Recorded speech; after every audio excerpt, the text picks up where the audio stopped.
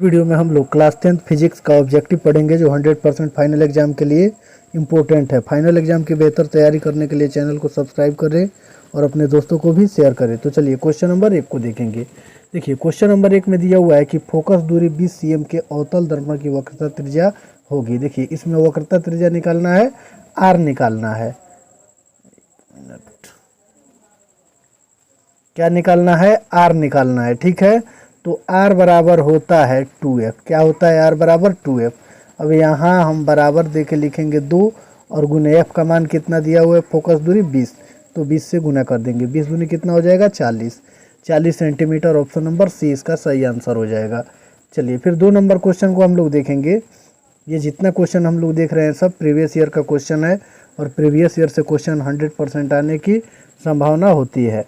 चलिए 2 number question में दिया हुआ है, जब कांच की एक समांतर पट्टिका पर श्वेत किरण तिरछी आपतित होती है तो प्रथम अपवर्तन के साथ घटित होने वाला क्या होता है? विचलन होता है। ठीक है, चलिए 3 नंबर क्वेश्चन को देखेंगे।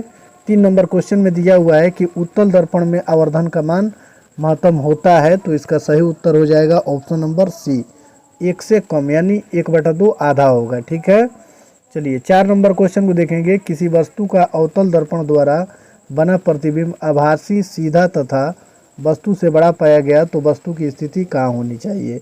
तो इस प्रश्न का सही उत्तर हो जाएगा ऑप्शन नंबर यहाँ डी हो जाएगा। क्या होगा? ऑप्शन नंबर डी हो जाएगा, दर्पण के ध्रुव तथा मुख्य फोकस के बीच। यानी किसी भी वस्तु का अवतल दर्पण द्वारा बना प्रतिबिंब आभासी काल्पनिक भी होता है, सीधा तथा वस्तु से बड़ा पाया गया तो समझ जाइए कि वस्तु की स्थिति कहाँ होनी चाहिए? दर्पण के ध्रुव तथा मुख्य फोकस के बीच में होनी चाहिए। चलिए फिर आगे वाला क्वेश्चन हम लोग देखेंगे। 5 नंबर क्वेश्चन में दिया हुआ है कि फोकस दूरी 10 cm के अवतल दर्पण द्वारा उत्पन्न आवर्धन धनात्मक होगा यदि वस्तु दूरी का मान है, तो इसका सही उत्तर होगा ऑप्शन नंबर सी, 10 सेंटीमीटर से कम। 6 नंबर क्वेश्चन में दिया हुआ है कि फोकस से ध्रुव की ओर आने वाला अवतल दर्पण में आवर्धन का मान, यानी फोकस से ध्रुव की ओर आने वाला अवतल दर्पण में आवर्धन का मान होगा, तो देखिए इसका सही उत्तर हो जाएगा ऑप्शन नंबर ए। बटन को देखते हैं। ये 7 नंबर क्वेश्चन में दिया हुआ है कि एक अवतल दर्पण के प्रधान अक्ष पर चलती चींटी का प्रतिबिंब सीधा है तथा बढ़ता जा रहा है, चींटी की गति की दिशा है, तो इसका सही उत्तर हो जाएगा ऑप्शन नंबर बी, फोकस से ध्रुव की ओर। किधर?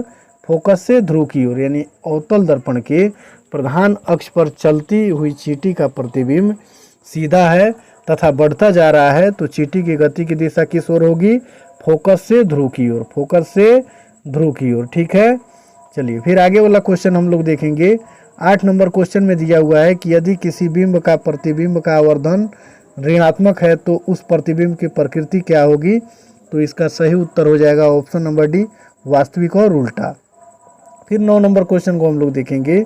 9 नंबर क्वेश्चन में दिया हुआ है कि यदि अवतल दर्पण का निचला आधा भाग टूट जाए तो प्रतिबिंब होगा, तो इसका सही उत्तर हो जाएगा ऑप्शन नंबर सी, कम तीव्र बनेगा।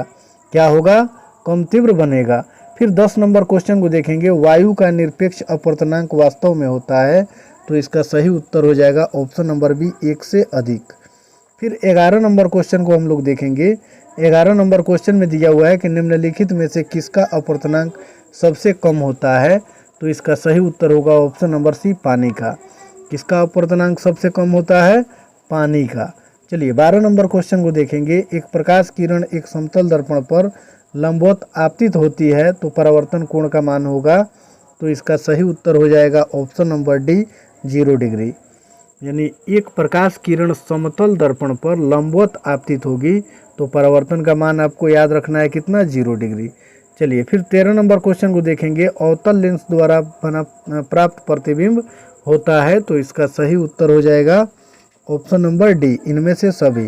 अवतल लेंस में जो भी प्राप्त प्रतिबिंब होगी वो छोटा, सीधा और आभासी, तो इसका सही उत्तर ऑप्शन नंबर डी हो जाएगा, इनमें से सभी। फिर 14 नंबर क्वेश्चन को हम लोग देखेंगे। 14 नंबर क्वेश्चन में दिया हुआ है कि वायु में अभिसारी लेंस है, वायु में अभिसारी लेंस है, तो इसका सही उत्तर होगा ऑप्शन नंबर सी, कांच का उत्तल लेंस। किसका? कांच का उत्तल लेंस। फिर 15 नंबर क्वेश्चन को देखते हैं। मानव नेत्र में किस प्रकार का लेंस पाया जाता है? तो इसका सही उत्तर होगा ऑप्शन नंबर ए, उत्तल लेंस। मानव नेत्र में किस प्रकार का लेंस पाया जाता है? उत्तल लेंस पाया जाता है। चलिए फिर आगे वाला क्वेश्चन हम लोग देखेंगे। 16 नंबर क्वेश्चन में दिया हुआ है कि प्रकाश की किरण को मोड़ने की क्षमता को कहते हैं। तो इसका सही उत्तर होगा ऑप्शन नंबर ए, लेंस की क्षमता। फिर 17 नंबर क्वेश्चन में है, जल की एक गोलीय बूंद में व्यास के अनुदिश आपतित प्रकाश किरण की कितनी बार अपवर्तन होगा? तो इसका सही उत्तर होगा ऑप्शन नंबर डी, एक बार। चलिए 18 नंबर क्वेश्चन में दिया हुआ है कि लेंस में मुख्य फोकस की संख्या होती है। तो इसका सही उत्तर हो जाएगा ऑप्शन नंबर बी, 2। लेंस में मुख्य फोकस की संख्या कितनी होती है? 2 होती है। फिर 19 नंबर क्वेश्चन में है कि समतल दर्पण द्वारा बना प्रतिबिंब होता है। तो इसका सही उत्तर होगा ऑप्शन नंबर बी, काल्पनिक, जिसे आभासी के नाम से भी जाना जाता है। चलिए फिर आगे वाला क्वेश्चन हम लोग देखेंगे। 20 नंबर क्वेश्चन में दिया हुआ है कि सरल सूक्ष्मदर्शी में किसका उपयोग होता है? तो इसका सही उत्तर होगा ऑप्शन नंबर डी, उत्तल लेंस। यानी सरल सूक्ष्मदर्शी में किसका उपयोग होता है? तो उत्तल लेंस का उपयोग होता है। फिर 21 नंबर क्वेश्चन को देखेंगे। अवतल दर्पण में आवर्धित काल्पनिक प्रतिबिंब बनाने के लिए वस्तु को कहाँ रखा जाता है? तो इसका सही उत्तर होगा ऑप्शन नंबर ए, फोकस और ध्रुव के बीच। यानी अवतल दर्पण में आवर्धित प्रतिबिंब, काल्पनिक प्रतिबिंब बनाने के लिए वस्तु को फोकस और ध्रुव के बीच में रखा जाता है। चलिए 22 नंबर क्वेश्चन को हम लोग देखेंगे। 22 नंबर क्वेश्चन में दिया हुआ है कि किस दर्पण की फोकस दूरी चिन्हों की परिपाटी के अनुसार ऋणात्मक मानी जाती है? तो इसका सही उत्तर होगा ऑप्शन नंबर बी, अवतल दर्पण का, और उत्तल दर्पण का धनात्मक मानी जाती है। ठीक है। चलिए 23 नंबर क्वेश्चन को देखेंगे। निम्नलिखित में से किस लेंस को अपसारी लेंस कहते हैं? तो इसका सही उत्तर हो जाएगा ऑप्शन नंबर ए, अवतल लेंस को। अवतल लेंस को अपसारी लेंस कहा जाता है और उत्तल लेंस को अभिसारी लेंस कहा जाता है। ठीक है। चलिए फिर 24 नंबर क्वेश्चन को हम लोग देखेंगे। एक अभिसारी किरण पुंज समतल दर्पण पर आपतित होती है, परावर्तित किरण पुंज होगा। तो इसका सही उत्तर होगा ऑप्शन नंबर बी, अभिसारी। 24 का क्या सही आंसर होगा? ऑप्शन नंबर बी, अभिसारी। चलिए 25 नंबर क्वेश्चन को देखेंगे। किसी समतल दर्पण द्वारा आवर्धन होता है। तो इसका सही उत्तर हो जाएगा ऑप्शन नंबर ए, +1। चलिए 26 नंबर क्वेश्चन में हम लोग देखेंगे। 26 नंबर क्वेश्चन में दिया हुआ है कि निम्नलिखित में से किस दर्पण द्वारा किसी वस्तु का आभासी प्रतिबिंब मिल सकता है? तो इसका सही उत्तर होगा ऑप्शन नंबर डी, इनमें से सभी। यानी किस दर्पण द्वारा किसी वस्तु का आभासी प्रतिबिंब मिल सकता है?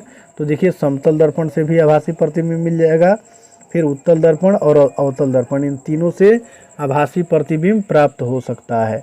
ठीक है। चलिए फिर आगे वाला क्वेश्चन हम लोग देखेंगे। आकाश का रंग नीला होना किस घटना का परिणाम है? तो इसका सही उत्तर होगा ऑप्शन नंबर सी, प्रकीर्णन। प्रकीर्णन का मतलब ही होता है फैलाना या छितारना। ठीक है। चलिए फिर आगे वाला क्वेश्चन हम लोग देखेंगे। 28 नंबर क्वेश्चन में है कि विरल माध्यम में से सघन माध्यम में जाती हुई किरण मुड़ जाती है। तो इसका सही उत्तर हो जाएगा ऑप्शन नंबर ए, अभिलंब की ओर। बहुत ही इंपॉर्टेंट क्वेश्चन है, 23 और 24 में पूछा जा चुका है कि विरल माध्यम से सघन माध्यम में जाती हुई किरण मुड़ती है तो अभिलंब की ओर मुड़ जाती है। ठीक है। चलिए 29 नंबर क्वेश्चन को देखेंगे। निम्नलिखित में से किस लेंस की फोकस दूरी धनात्मक होती है? तो इसका सही उत्तर होगा ऑप्शन नंबर ए, उत्तल लेंस की। चलिए 30 नंबर क्वेश्चन को हम लोग देखेंगे। 30 नंबर क्वेश्चन में दिया हुआ है कि चिन्हों के निर्देशांक परिपाटी में धनात्मक फोकस दूरी होती है। तो इसका सही उत्तर हो जाएगा ऑप्शन नंबर डी, ए और बी, यानी उत्तल लेंस और उत्तल दर्पण की। चलिए फिर 31 नंबर क्वेश्चन को देखते हैं। निर्देशांक चिन्ह परिपाटी में सभी दूरियां मापी जाती है। तो इसका सही उत्तर होगा ऑप्शन नंबर बी, दर्पण के ध्रुव से। फिर 32 नंबर क्वेश्चन को देखेंगे। 32 नंबर क्वेश्चन में दिया हुआ है कि सघन माध्यम के विरल माध्यम में गमन करने पर आपतन कोण I बराबर नहीं 0 और अपवर्तन कोण R में क्या संबंध होता है? तो इसका सही उत्तर होगा ऑप्शन नंबर सी, R बड़ा I से। ठीक है। फिर इसके आगे वाला क्वेश्चन इसके अगले वीडियो में हम लोग देखेंगे।